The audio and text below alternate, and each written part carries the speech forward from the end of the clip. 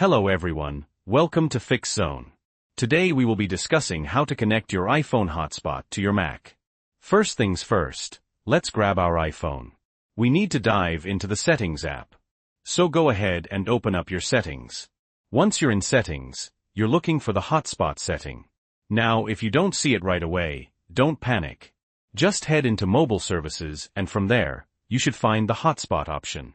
Alright, now that we're in the hotspot settings, the important thing here is to make sure that Allow Others to Join is toggled on.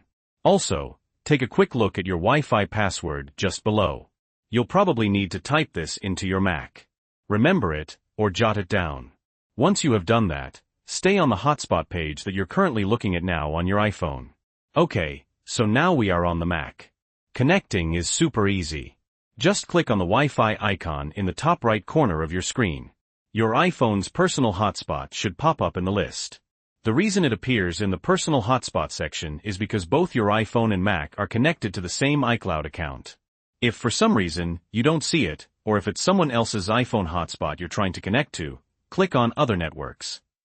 The hotspot should show up in that list. Once you've found the hotspot, click on it. It might ask you for a password, and that's where that Wi-Fi password we looked at earlier comes in. Type it in and boom. You'll be successfully connected to your iPhone hotspot, and you can use your Mac and iPhone just like you normally would. So if this video was helpful, please give it a like.